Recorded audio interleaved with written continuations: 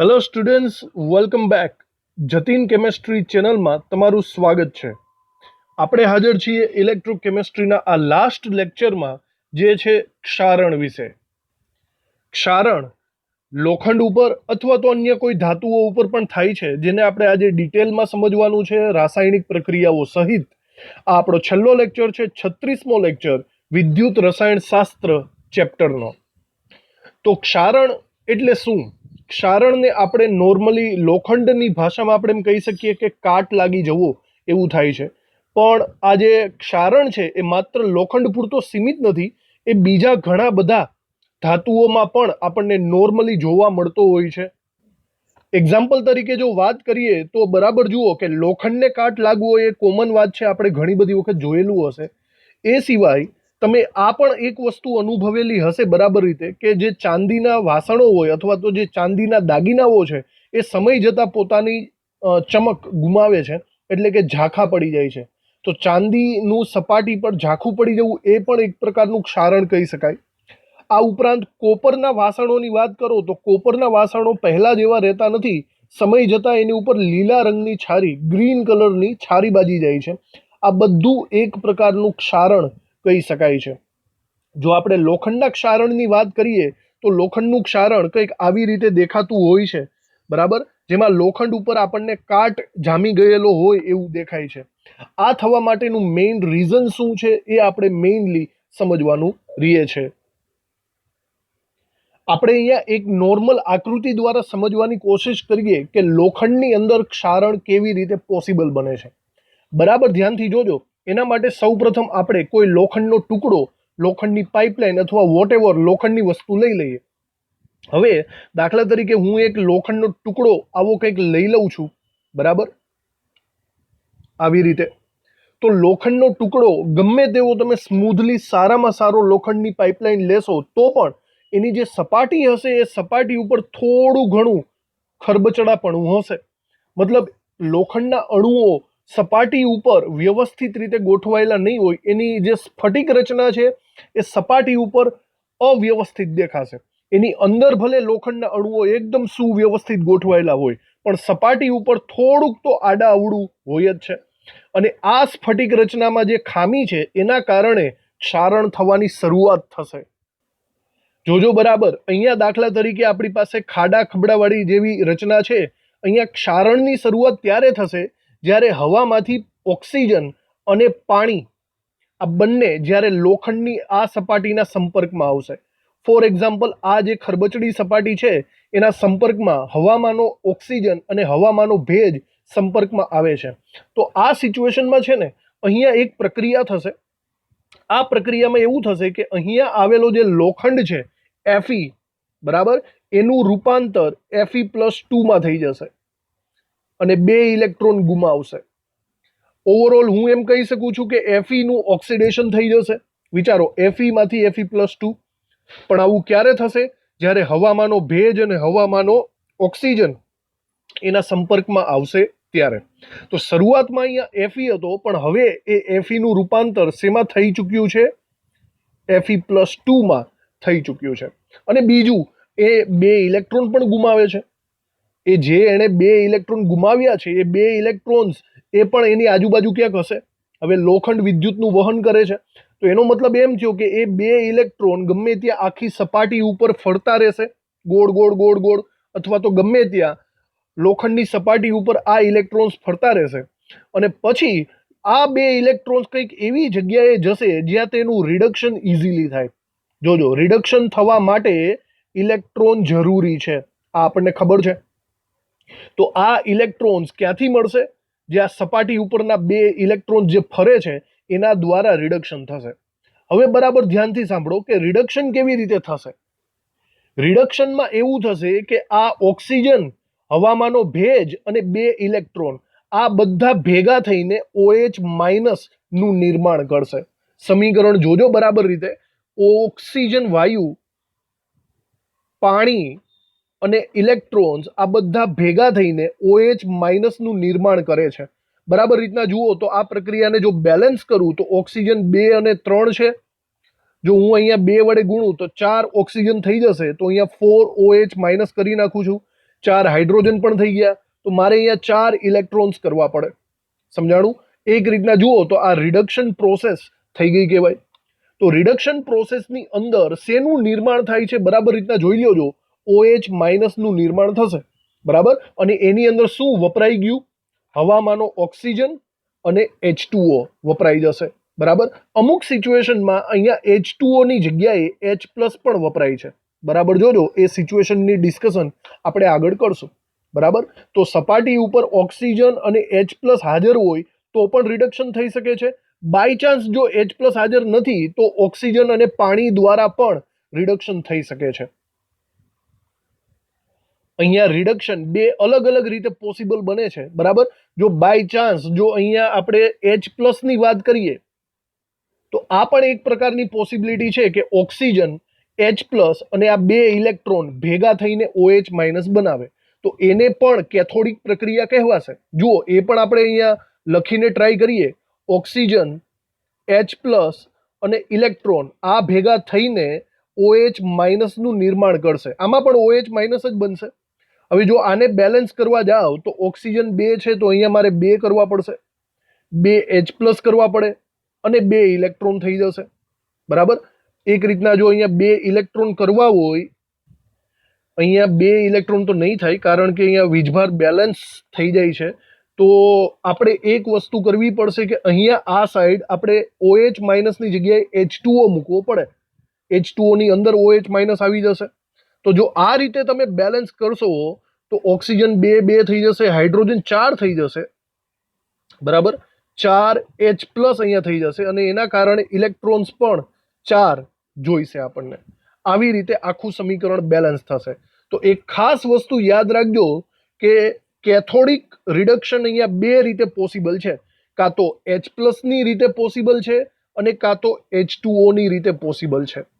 સમજાણું તમને? અહીંયા બે આપણે સમીકરણ યાદ રાખવા પડશે. ચલો, તો એનોડ ઉપરની પ્રક્રિયા આપણે જોઈ લીધી. એનોડ ઉપર Fe ઉપરથી Fe+2 બને છે અને કેથોડિક પ્રક્રિયાઓ આપણે જોઈ લીધી. કેથોડિક પ્રક્રિયાઓમાં આ પોસિબિલિટીમાં OH- બને છે અને આ પોસિબિલિટીમાં H2O, જો કે H2O ની અંદર OH- હોય જ છે. તો ઓવરઓલ હું એમ કહી શકું છું કે સપાટી ઉપર હવે બે વસ્તુ આપણે મળે છે. સપાટી ઉપર પહેલા તો Fe Fe+2 બની ગયેલો છે અને કેથોડ ઉપર OH- બની ગયેલો છે. તો હવે આગળ ફર્ધર પ્રક્રિયા એવી થશે કે આ Fe+2 અને OH- ભેગા થઈને FeOH બનાવશે. સમજાય છે? FeOH અને આનું સેકન્ડરી ઓક્સિડેશન થશે અને સેકન્ડરી ઓક્સિડેશન થઈને Fe2OH બનશે. સેકન્ડરી ઓક્સિડેશન એટલે કે બીજી વખત ઓક્સિડેશન. એનો મતલબ એમ થયો કે Fe+2 માંથી હજી આગળ Fe+3 બનશે. બરાબર. જોજો, કન્ફ્યુઝ થતા નહીં.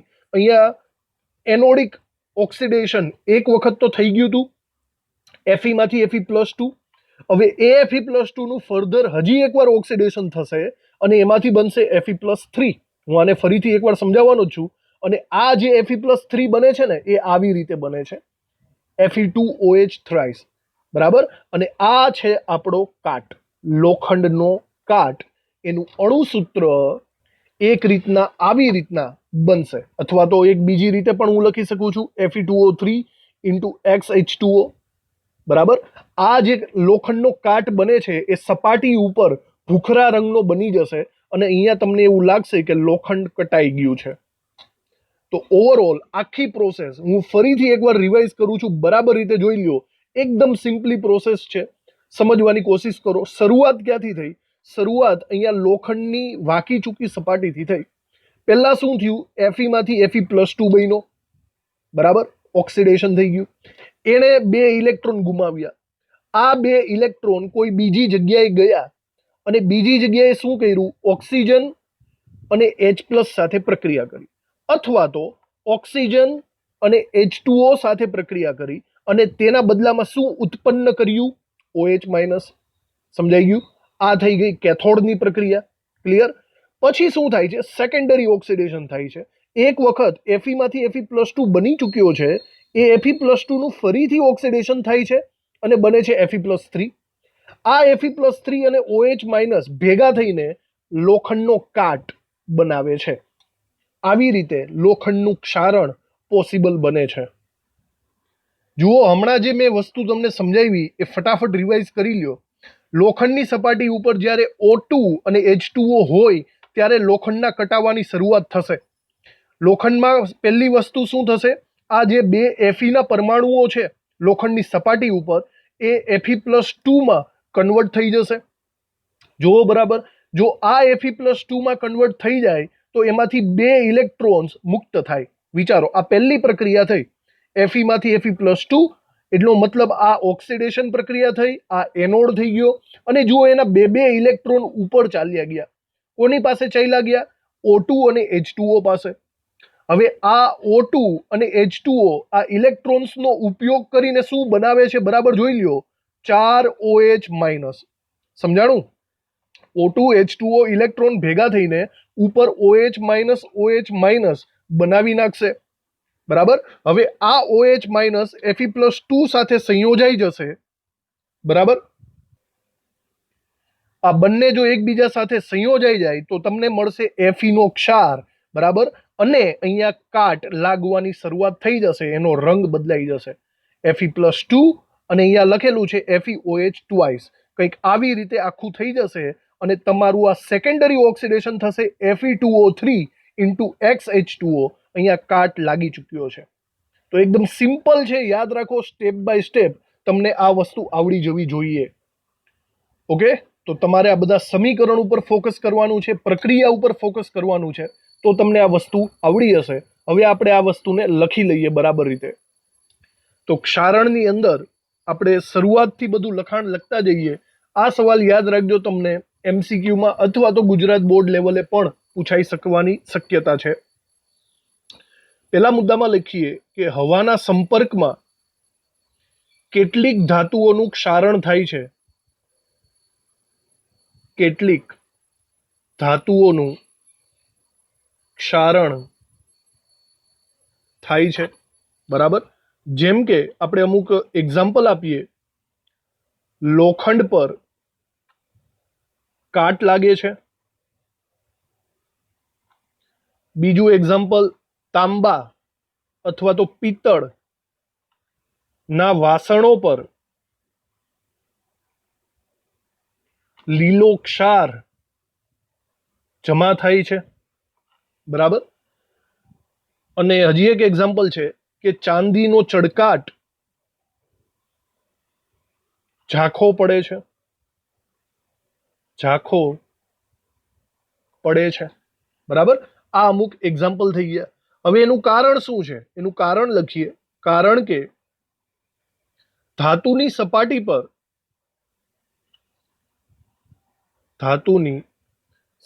પર ધાતુ અને હવામાંના O2, હવામાંના ઓક્સિજન વચ્ચેની રાસાયણિક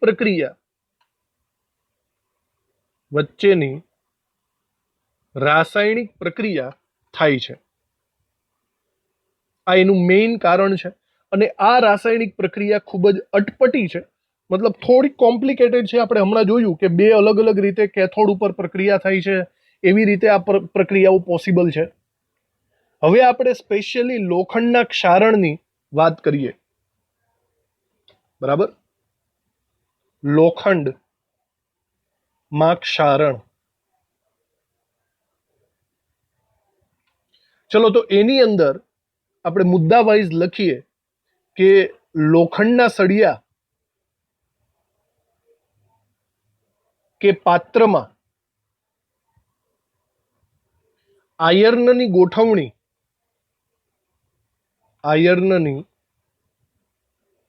ગોઠવણી સંપૂર્ણપણે વ્યવસ્થિત હોતી નથી, સંપૂર્ણપણે નિયમિત કદાપી હોતી નથી. જેમ કે સળિયામાં જ્યાં સહેજ વળાંક હોય ત્યાં સ્ફટિક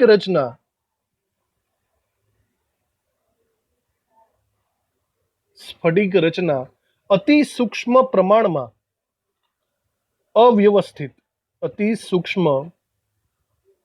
પ્રમાણમાં અવ્યવસ્થિત હોય છે, બરાબર.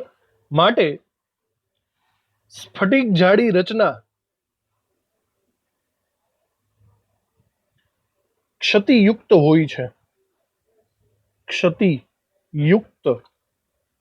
હોય છે. વધુમાં નીચે લખીએ, વધુમાં આયર્નમાં કોપર જેવી અન્ય ધાતુઓની અશુદ્ધિ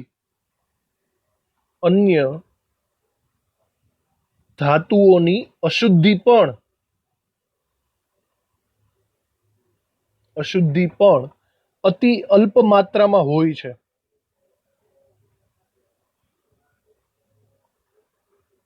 100% શુદ્ધ આયર્ન હોતો નથી.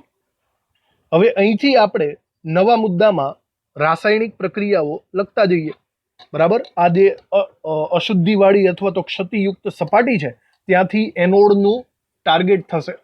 લખીએ નવા મુદ્દામાં, આ અતિ સૂક્ષ્મ અવ્યવસ્થિત સપાટી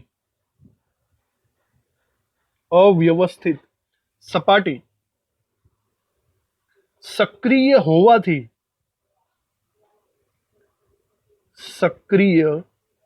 હોવાથી આ સપાટીના પરમાણુઓ ખૂબ જ સરળતાથી ઇલેક્ટ્રોન ગુમાવીને ધન આયન બને છે. અને ઇલેક્ટ્રોન ગુમાવીને ધન આયન બને, ધેટ મીન્સ આ પ્રક્રિયા કઈ થઈ કહેવાય? ઓક્સિડેશન પ્રોસેસ થઈ કહેવાય. જો આપણે એનું સમીકરણ લખીએ તો સમીકરણ આવું થશે. Fe માંથી શું બનવાનું છે? Fe+2 અને 2 ઇલેક્ટ્રોન. તો આ પ્રક્રિયા એનોડિક પ્રક્રિયા થઈ ગઈ કહેવાય. આ એનોડ બની ગયો કહેવાય. ઓકે, આ જ વિશે હજી આગળ લખીએ આપણે. આ પ્રક્રિયા થવા માટે જરૂરી H2O, જરૂરી પાણી હવામાંના ભેજમાંથી મળે છે. હવામાંના ભેજમાંથી મળે છે, બરાબર. માટે આ જે સપાટી થઈ, વળાંક આગળની સપાટી, એ એનોડ તરીકે વર્તે છે. એ કોણ બની જાય છે? એનોડ બની જાય છે. તો આપણે આ મુદ્દાની અંદર એનોડની પ્રક્રિયા અને એનોડનું ડિસ્ક્રિપ્શન લખ્યું. હવે આપણે કેથોડ ઉપર જે પ્રક્રિયાઓ થાય છે એની વાત લખીએ. તમને ખબર હશે કે એ કેથોડ ઉપર 2 અલગ અલગ ટાઈપની પ્રક્રિયા પોસિબલ છે. તો આપણે એ બંને પ્રક્રિયાઓને બરાબર રીતે લખવી પડશે. તો એ કેથોડની પ્રક્રિયાને એક નવા મુદ્દામાં આપણે લખીએ. ઉત્પન્ન થયેલા ઇલેક્ટ્રોનનું વહન સળિયા દ્વારા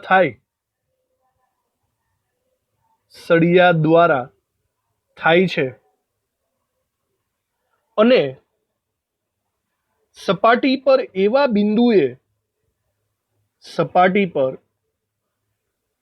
બિંદુએ પહોંચે છે જ્યાં તેની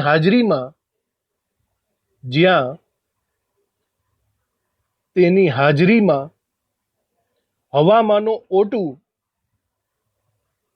હવામાંનો ઓક્સિજન રિડક્શન પામે છે.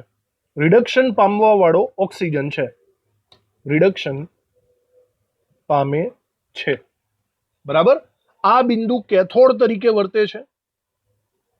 આ બિંદુ કેથોડ તરીકે વર્તે છે આગળ જે આપણે આકૃતિ દર્શાવેલી છે એવી આકૃતિ તમારે દોરવાની છે, તમે દોરેલી જ હશે, એ આકૃતિ દોરવી જરૂરી છે.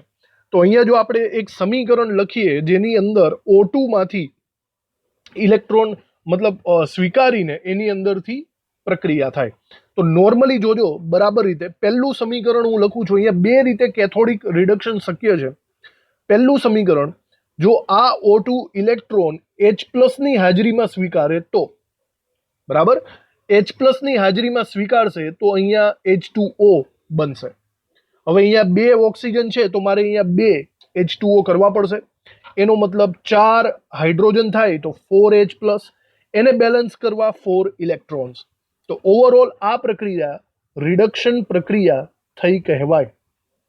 સમજાણું? તો આપણને એક સવાલ થાય કે તમે કહી તો દીધું આ રિડક્શન, પણ આ H+ આવ્યો ક્યાંથી? સપાટી ઉપર આપણે થોડો એસિડ નાખ્યો તો H+ આવી ગયો. તો એ પણ એક સવાલ છે કે આ H+ આવે છે ક્યાંથી? તો હું તમને એકદમ સ્પષ્ટ વાત કરી દઉં કે આ H+ ક્યાંથી આવ્યો છે. જો ભાઈ, કોઈ પણ આપણે જે લોખંડની સપાટી પર છે તે લોખંડની સપાટી ઉપર પાણીનો ભેજ તો છે, બરાબર. હવે અહીંયા એક પોસિબિલિટી એવી છે કે આ હવામાંનો ભેજ એ હવામાંના કાર્બન ડાયોક્સાઇડ સાથે પ્રક્રિયા કરશે. હવામાં થોડો ઘણો કાર્બન ડાયોક્સાઇડનો જથ્થો પણ હોય. જો હવામાંનો ભેજ એ હવામાંના કાર્બન ડાયોક્સાઇડ સાથે પ્રક્રિયા કરે તો કાર્બોનિક એસિડ બનાવે, H2CO3. અને આ H2CO3 કાર્બોનિક એસિડ એમાંથી તમને H+ અને CO3-2 આયનો મળે. આ H+ આવી રીતે અહીંયા મળશે. તો આ જરાક લોજિકલી આપણને થોડું ઘણું ઇમ્પોસિબલ લાગે, ઇમ્પોસિબલ નથી, પણ પર્સન્ટેજલી પ્રમાણ જુઓ તો 10 થી 20% આવું બની શકે. હવામાં કાર્બન ડાયોક્સાઇડ છે પણ ખૂબ જ ઓછા પ્રમાણમાં છે. તો આ પ્રક્રિયા પોસિબલ બને તો ખરી, પણ બહુ ઓછી બને.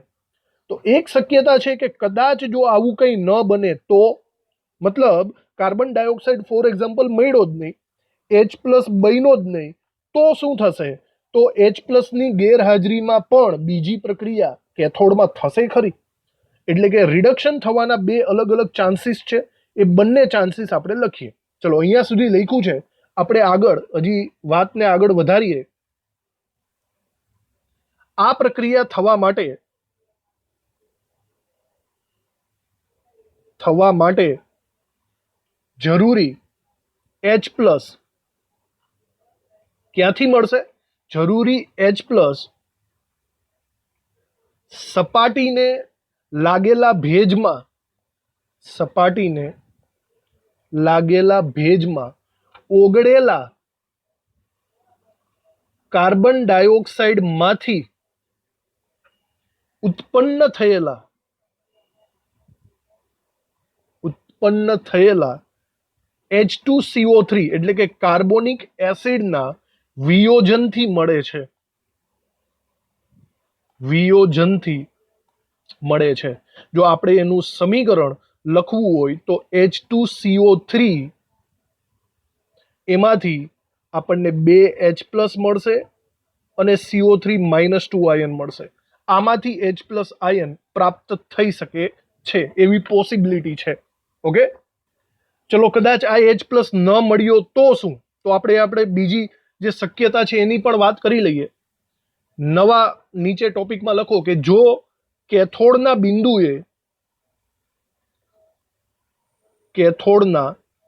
બિંદુએ H+ પ્રાપ્ત થતો ન હોય તો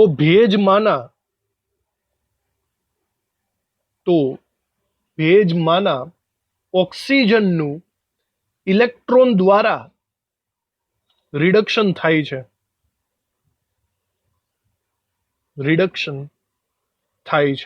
બરાબર. જો H+ તમારી પાસે અવેલેબલ જ નથી તો બીજી રીતે ઓક્સિડેશન પોસિબલ બનશે. બરાબર. આ બીજી રીત અહીંયા આપણે કમ્પેરેટિવલી જ લખીએ કે આ વખતે ઓક્સિજનનું ઇલેક્ટ્રોન દ્વારા રિડક્શન H2O ની હાજરીમાં થશે, અને તમને મળશે OH- આયન. જો આને બેલેન્સ કરીએ, આ બાજુ ઓક્સિજન 2 ને 1 3 છે, આપણે એને બેકી સંખ્યામાં ફેરવીએ, 2 ને 2 4, તો મારે અહીંયા 4 OH- કરવા પડે, 4 H+ પણ થઈ ગયા, જોઈ લ્યો. ઓકે, તો ઇલેક્ટ્રોન્સ મારે અહીંયા 4 મૂકવા પડશે.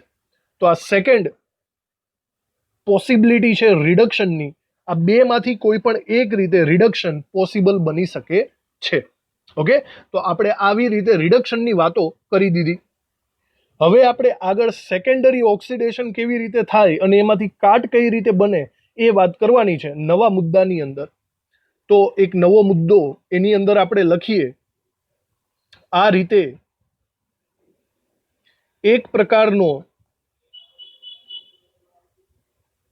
વીજ રાસાયણિક વિદ્યુત રાસાયણિક કોષ લોખંડના સળિયાની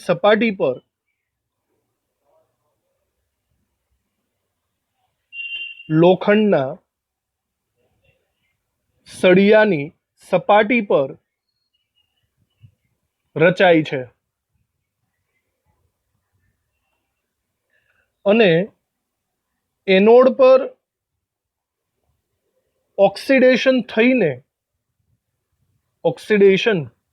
થઈને કાટ લાગવાની પ્રક્રિયા શરૂ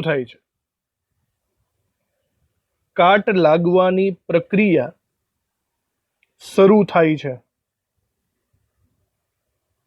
બરાબર. હવે આપણે અહીંયા સેકન્ડરી બીજી વખત થતા ઓક્સિડેશનની વાત પણ કરી નાખીએ. લખો આગળ: ઓક્સિડેશનથી ઉત્પન્ન થયેલા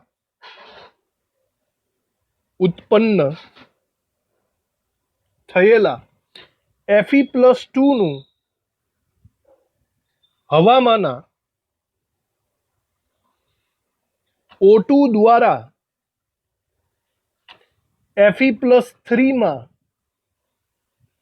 આગળ વધારે ઓક્સિડેશન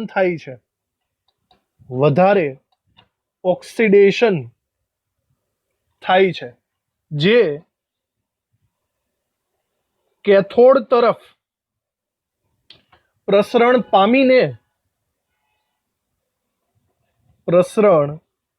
પામીને અંતે Fe2O3 × XH2O બનાવે છે. આ જે પદાર્થ આપણે લખ્યો Fe2O3 × XH2O એ જ આપણો કાટ છે, જેને લોખંડનો કાટ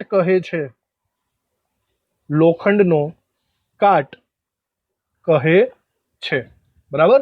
આવી રીતે આ આખો સવાલ અહીંયા પૂરો થાય છે. એનોડ ઉપરનો એક મુદ્દો લખવાનો, કેથોડ ઉપરનો એક મુદ્દો લખવાનો, ફર્ધર સેકન્ડરી ઓક્સિડેશનનો એક મુદ્દો લખવાનો અને આકૃતિ દોરવાની. આવી રીતે આખા ક્ષારણનો ટોપિક અહીંયા ફિનિશ થયો કહેવાશે. ક્ષારણનો આ સવાલ પૂરો થઈ ગયા બાદ આપણે એક બીજો સાઈડમાં સવાલ લેવાનો છે, જેમાં આપણે ક્ષારણ અટકાવવાની પદ્ધતિઓ વિશેની ચર્ચા કરશું. જો ક્ષારણ થાય છે એ ફેક્ટ વાત છે. લોખંડના ક્ષારણથી આપણને કરોડોનું નુકસાન ઇન્ડસ્ટ્રીયલ લેવલ ઉપર જોવા મળે છે, પણ એને અટકાવવો ખૂબ જ જરૂરી બને છે. અહીંયા અમુક જુઓ વસ્તુઓ મેં તમને અહીંયા દેખાડું છું, જેમ કે લોખંડના કારણે કેટલું બધું નુકસાન આપણને થતું હોય છે.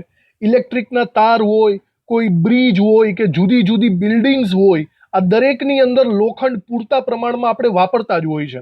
અને આ લોખંડ સમયાંતરે આપણા વાતાવરણની અંદર ક્ષારણ પામે જ છે. વાતાવરણમાં વરસાદ થતો હોય, હવાની હાજરી હોય, આ દરેકમાં ક્ષાર લાગે છે અને આ ક્ષારણના કારણે ઘણું બધું મોટું નુકસાન જાય. ક્ષારણના કારણે શું થશે? આ બધા લોખંડ નબળા પડશે અને આ બધી વસ્તુઓ તૂટવા માંડે. ઘણા બધા બ્રિજ એટલા બધા જૂના છે કે જે લોખંડના તૂટી પણ જાય છે. એનું એક બીજો સાઈડ ઇફેક્ટ એ પણ કહી શકાય કે સ્ટીમરો જે લોખંડના બનેલી હોય તેની અંદર ડેન્ટ પડે છે. ડેન્ટ પડે ધેટ મીન્સ એમાં કાણા પડી જાય છે, એ પણ એક છે. મોટી મોટી ઇન્ડસ્ટ્રીઝ હોય, આ ઇન્ડસ્ટ્રીમાં ઘણી બધી મશીનરીઓ બહારનો ભાગ લોખંડનો બનેલો હોય, તો એ પણ એક રીતના શટડાઉન કરવાની જરૂર પડે છે, એમાં પણ કાટ લાગે છે. તો ઘણા બધા પૈસાનો વેડફાટ થાય છે, ઘણા બધા પબ્લિક સેફટી એટલે કે આપણી સેફટી પણ જળવાતી નથી. તો આ દરેકે દરેકમાં કાટ ખૂબ જ વિલન સાબિત થાય છે. આપણે એને રોકવો કઈ રીતે એ મેઇન વસ્તુ આપણે વિચારવી જોઈએ. તો આ રોકવાનો એક પર્યાય આપણે એવું કહી શકીએ છીએ કે જો તમારે આ કાટને લાગતો રોકવો હોય તો એક વસ્તુ છે કે સિમ્પલી એના ઉપર તમે કોઈ કલર કરી શકો છો. દાખલા તરીકે કોઈ પેઇન્ટ કલર કરી દેશો અથવા કોઈ બાયફિનોલ નામનું એક રસાયણ છે એનું પડ ઉપર ચડાવી દેશો તો અહીંયા દેખાય છે એમ મેટલ એટલે કે ધાતુની ઉપર પેઇન્ટનું કવર થઈ જાય છે, બરાબર. ઓરિજિનલ ધાતુ હવાના કે પાણીના સંપર્કમાં રહેતી નથી. જો હવા અને પાણીના સંપર્કમાં ધાતુ ન રહે તો એનો મતલબ છે કાટ લાગવાનું બંધ થઈ જશે. સમજાણું? અથવા તો તમે બીજી વાત પણ કરી શકો છો, લોખંડ ઉપર તમે કોઈ બીજી ધાતુનું પ્લેટિંગ કરી શકો છો. ફોર એક્ઝામ્પલ ઝિંક કે સ્ટેનસનું ઉપર પડ ચડાવી દો ઇલેક્ટ્રો પ્લેટિંગ કરીને, તો આ પણ હમણાં બતાવ્યું એમ જ થયું ને.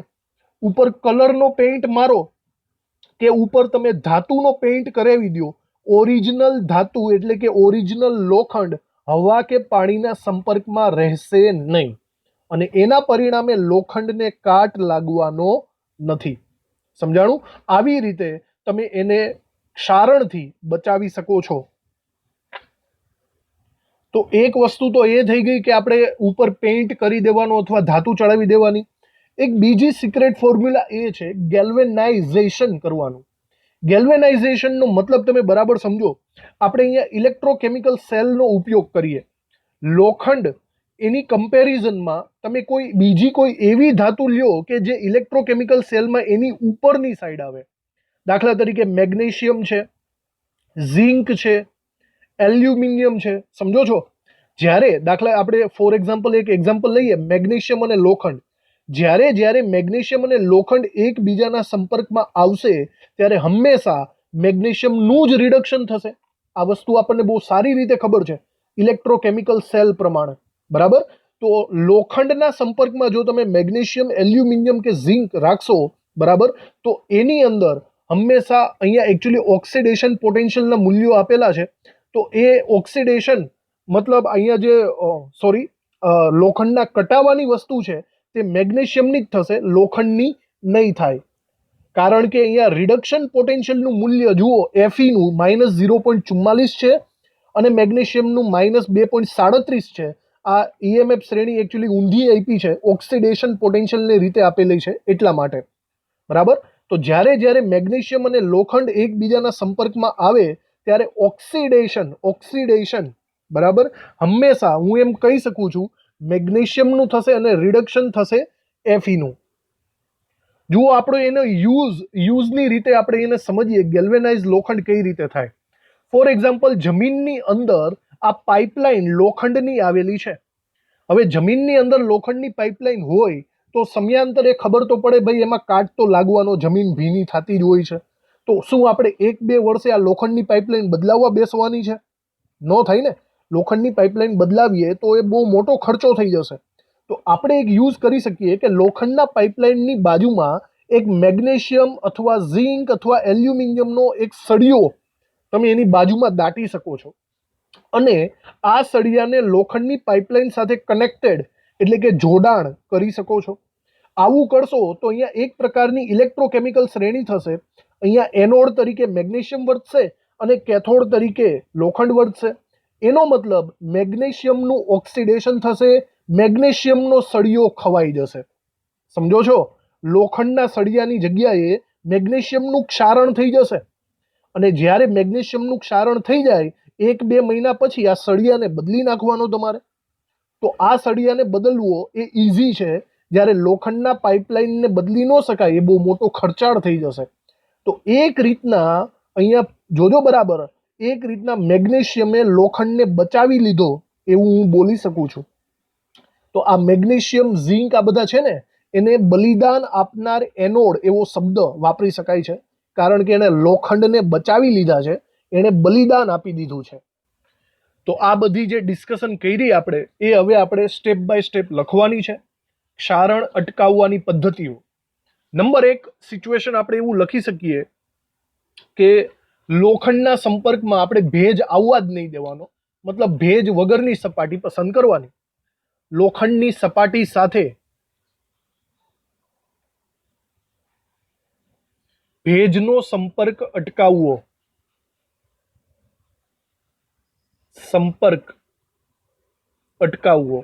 આનાથી ક્ષારણ અટકી જશે. બીજી સિચ્યુએશન આપણે ગેલ્વેનાઇઝ આયનની કહી દઈએ, જે મેં હમણાં પાઇપલાઇનની બાજુની વાત કરી હતી તે. લોખંડની સપાટી પર Zn એલ્યુમિનિયમ કે મેગ્નેશિયમ નું અતિ બારીક અસ્તર લગાવાય છે.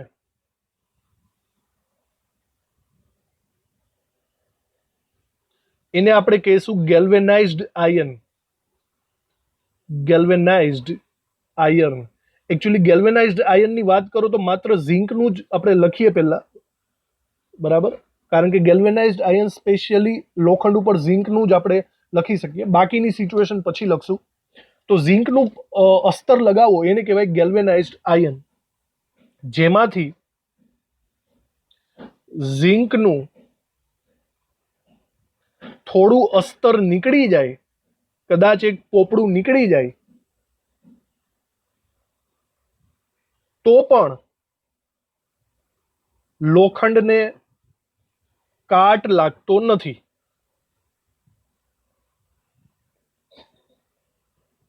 એવું કેમ? કારણ કે એના પોટેન્શિયલ બરાબર રીતે જુઓ. એનું કારણ આપણે એવું લખી શકીએ છીએ, કારણ કે જે ઝીંકનો ઓક્સિડેશન પોટેન્શિયલ છે, જો રિડક્શનની વાત નથી કરતો, ઓક્સિડેશન પોટેન્શિયલની વાત કરું છું, એ Feના ઓક્સિડેશન પોટેન્શિયલ કરતાં વધારે છે. તો જેનો ઓક્સિડેશન પોટેન્શિયલ વધારે એનું ઓક્સિડેશન થાય. બાય ધ વે, ઝીંકનો ઓક્સિડેશન પોટેન્શિયલ +0.76 છે, જ્યારે Feનો ઓક્સિડેશન પોટેન્શિયલ 0.44 છે. સમજાણું? તો જેનો ઓક્સિડેશન પોટેન્શિયલ વધારે એનું ઓક્સિડેશન થાય અને એનું જ મતલબમાં કાટ લાગશે. ઓકે, અહીંયા નીચે લખીએ. માટે Fe કરતા Zn નું ઓક્સિડેશન સરળતાથી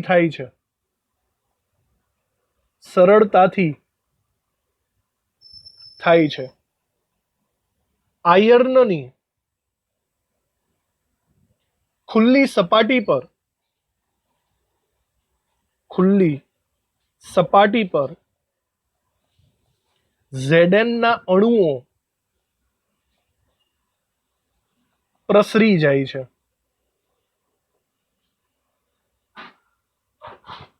બરાબર? તો આ વાત આપણે ગેલ્વેનાઇઝ્ડ આયર્નની કરી દીધી, એની ઉપર અસ્તર લગાવવાની વાત. હવે જે જમીનમાં જે પાઇપલાઇન હોય છે એની બાજુમાં જે લગાવવાની વાત કરી હતી એ પણ આપણે લખી નાખીએ કે લોખંડની પાઇપને મેગ્નેશિયમ કે Zn જેવા ઊંચા ઓક્સિડેશન પોટેન્શિયલ ધરાવતી ધાતુ સાથે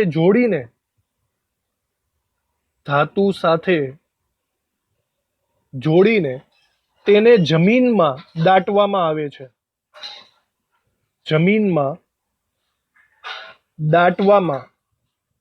આવે છે. બરાબર? અને બીજી એક વાત, આપણે સ્ટીમરમાં પણ આવું લોજિક લગાડી શકીએ. હમણાં મેં વાત કરી હતી કે મોટી મોટી સ્ટીમર હોય એમાં પણ લોખંડ કટાઈ જાય તો એની અંદર મતલબ કાણા પડી જવાની, છિદ્ર પડવાની શક્યતા રહે છે. તો સ્ટીમરમાં પણ આવું કરી શકાય. સ્ટીમરમાં લોખંડની પ્લેટો સાથે મેગ્નેશિયમ કે Zn ના ચોસલા એટલે કે મોટા મોટા પથ્થર જેવા એના મોટા ધાતુઓ જોડવામાં આવે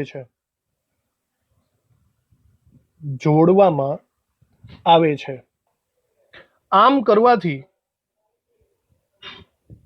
આમ કરવાથી લોખંડની પ્લેટ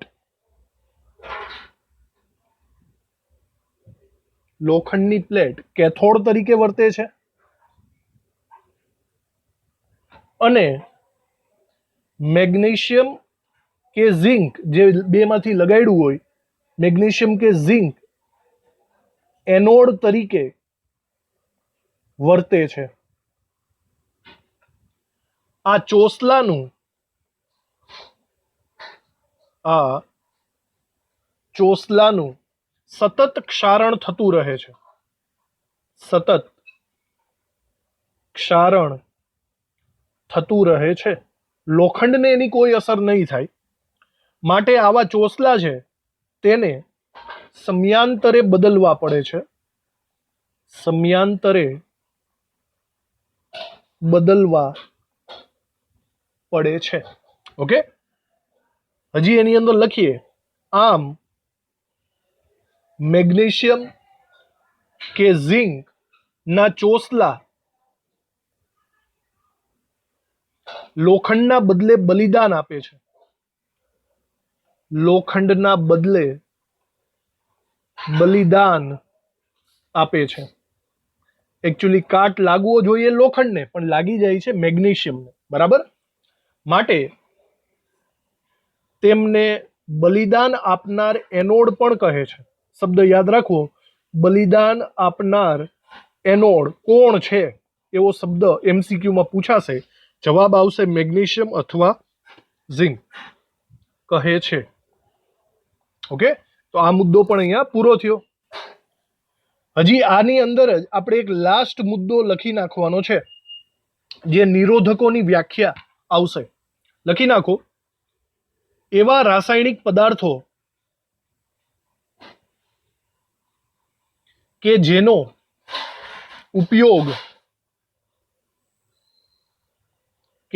ઉપયોગ કરવાથી ધાતુની સપાટી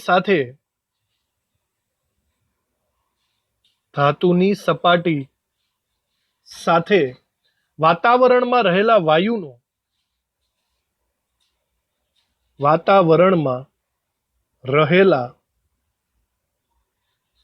વાયુનો સંપર્ક થતો નથી,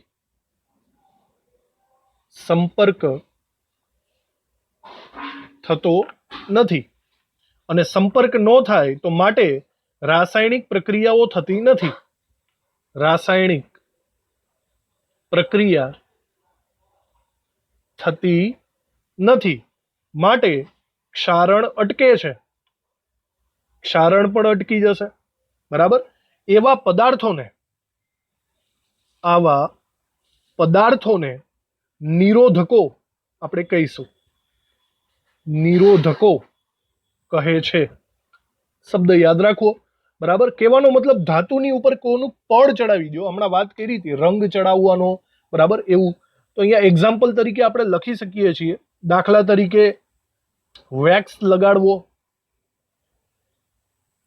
વેક્સ એટલે કે ગ્રીસ જેવો પદાર્થ લગાવી દેવાનો, રંગ લગાવવો, બરાબર. આ દરેક વસ્તુ આપણે એને નિરોધકો કહી શકીએ છીએ, જે ધાતુને હવાના સંપર્કમાં આવતો રોકે છે અને એનાથી ક્ષારણ અટકી જશે. તો ચલો, આ રીતે ફાઇનલી આપણે ક્ષારણની પ્રક્રિયાઓ એકદમ લાસ્ટ એન્ડ આપણે કરી નાખી છે, બરાબર. આખું ચેપ્ટર અહીંયા આપણું ફિનિશ થાય છે, ઇલેક્ટ્રોકેમિસ્ટ્રી. આપણે આની નોટ બરાબર રીતે બનાવજો અને એક્ઝામ્પલ જેટલા એમસીક્યુના કેટલા બધા લેક્ચર્સ લીધેલા છે અને સતત કન્ટિન્યુ તમે સોલ્વ કરતા રહ્યો છો. તો થેન્ક યુ આખું ચેપ્ટર અટેન્ડ કરવા માટે. હવે પછી આપણે નવા ચેપ્ટર સાથે મળશું, જે છે ચોથું chapter chemical kinetics. Okay, thank you. મળીએ નેક્સ્ટ ચેપ્ટરમાં.